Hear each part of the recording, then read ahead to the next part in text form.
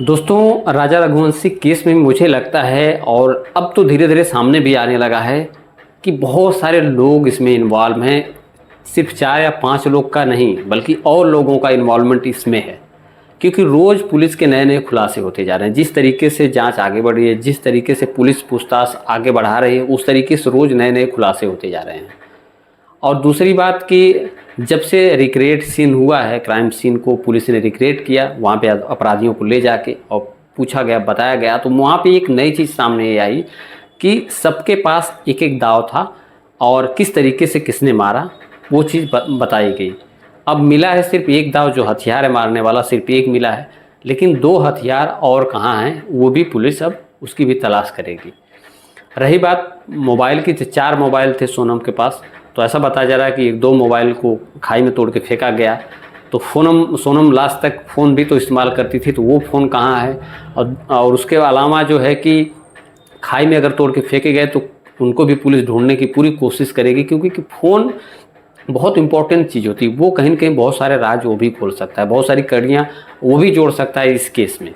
हालांकि पुलिस ने सीन को रिक्रिएट किया और उसमें बहुत सारी बातें सामने आई, कौन कहाँ खड़ा था, कौन कैसे किया। लेकिन एक चीज़ इसमें आई जो कि बीच में खबर एक चली थी कि सोनम ने हाथ लगा के फेंका उसमें, तो वो चीज़ नहीं सामने आई। ये चीज़ पुलिस के द्वारा बताया गया कि तीनों जो आरोपी हैं उन्होंने ही राजा को मारा और उसके बाद उसको खाई में फेंका, तो ये चीज़ क्लियर हो गई। और दूसरी बात ये है कि कुल्हाड़ी, ये दाव वाली चीज़ है, वो क्लियर हुई कि सबके पास एक एक थी। मतलब किसी कीमत पे राजा को ज़िंदा छोड़ना नहीं चाहते थे लोग, और किसी कीमत पे भी राजा को मारना था कि अगर एक लोग का वार मिस हुआ या कोई दिक्कत हुई तो दूसरा वार करे, तीसरा वार करे, या तीनों तरफ से वार किया जाए, ताकि राजा के बचने के चांसेस बिल्कुल ना हो। और कहीं न कहीं इसी वजह से पुलिस जो है ये मान के चल रही है कि ये सिर्फ लव ट्रायंगल का केस नहीं है। पुलिस को नहीं लगता कि सिर्फ लव ट्रायंगल की वजह से इतनी निर्मम किसी की हत्या की जा सकती है, ऐसे प्लानिंग करके किसी की हत्या की जा सकती है।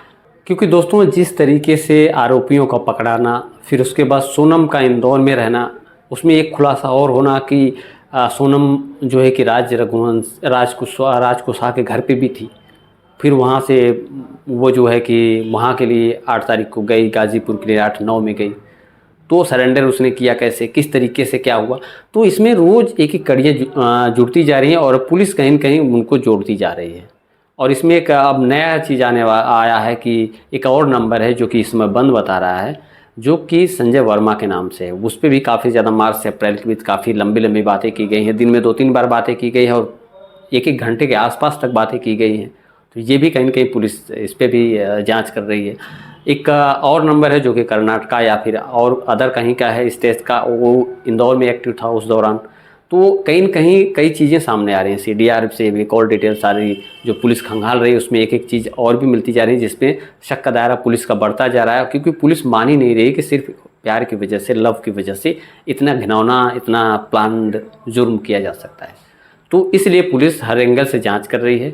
और रही बात सोनम रघुवंशी के घर वालों की, तो निश्चित तौर पे अब सोनम रघुवंशी के घर पे उनके माता पिता, या फिर उसने जो घर पे भी जो गैजेट या फिर जो लैपटॉप वगैरह इस्तेमाल करती थी ऑफिस पे, या तमाम चीज़ों पे भी पुलिस फोकस करेगी, क्योंकि पुलिस जो है इसको सिर्फ लव का ट्रायंगल वाला केस नहीं मान रही है, क्योंकि उसको नहीं लगता कि सिर्फ प्यार के लिए इतनी निर्मम हत्या इतनी प्लान्ड तरीके से किसी की जा सकती है। और कहीं न कहीं इसमें और बहुत सारे लोग जो है कि इन्वॉल्व हैं। कहीं न कहीं पुलिस को शक है और पुलिस उसी कड़ी को सुलझाना चाह रही है। तभी तो सीन रिक्रिएट करने के बाद फिर पुलिस और भी चीज़ों को एनालिसिस कर रही है कि आखिर आगे किस तरीके से वो जाँच करेगी। क्योंकि कोई भी नहीं सोच सकता कि इतने अच्छे से हँसते खेलते अगर सोनम ने शादी की, उसमें कोई उसके चेहरे पे सिकन तक नहीं थी, और उसके बाद अचानक से हनीमून का प्लान बना के फिर मर्डर करना, तो ये तो तय हो गया कि पहले से प्लानिंग थी, इसलिए उसके चेहरे पे सिकन नहीं थी, उसने पहले से प्लान कर रखा था। तो अगर इतना लंबा प्लान था तो सिर्फ जो है कि प्यार की वजह से हुआ, ऐसा संभव नहीं है, पुलिस ऐसा मान रही है। और रही बात राज कुशवाहा की, तो कहीं न कहीं सबके गले से बात ये भी नहीं उतर रही कि राज कुशवाहा को वो अपना बॉयफ्रेंड क्यों बनाएगी, जबकि उसकी स्टेटस राज कुशवाहा से काफ़ी बड़ी है और पर्सनालिटी भी राज कुशवाहा की कुछ भी नहीं है। तो ये भी तमाम चीज़ें सामने आ रही हैं, तो सबको लग रहा है कहीं न कहीं राज कुशवाहा को मोहरा बनाया गया, वो इन्वॉल्व था, प्लान किया उसने, उसका भरपूर साथ दिया। और बाकी हो सकता है कि कहीं न कहीं सोनम कुछ और छुपा रही है, जो कुछ और उसके मन में था, कुछ और वो करने वाली थी, जो कि ना तो राज को मालूम था, ना तो और भी किसी को। तो निश्चित तौर पे इसमें और भी चीज़ें पुलिस को दिख रही हैं कि कहीं न कहीं ये केस उतना सीधा नहीं है जितना सीधा दिख रहा है। भले ही पुलिस ने चारों पांचों आरोपियों को गिरफ्तार किया है, तो कहीं न कहीं सोनम के मन को खंगालने की कोशिश कर रही है। और उसमें जो चीज़ें और भी पुलिस को दिख रही हैं या दिखेंगी, चाहे कोई नंबर्स हो, कोई कॉल्स हो, कोई पर्सन हो या कुछ भी हो, तो उस तरीके से पुलिस जांच को आगे बढ़ाएगी। अपनी कड़ी जो भी कड़ियां हैं इसको जोड़ने की पूरी कोशिश करेगी, ताकि वो अच्छे तरीके से अदालत में सारी चीज़ें स्टेप बाय स्टेप रख सके और इन दोषियों को सज़ा दिला सके। निश्चित तौर पे आने वाले टाइम में सोनम रघुवंशी के माता पिता या घर पे उसके लैपटॉप की, ऑफिस की तमाम चीज़ों की तलाशी या पुलिस छानबीन करेगी।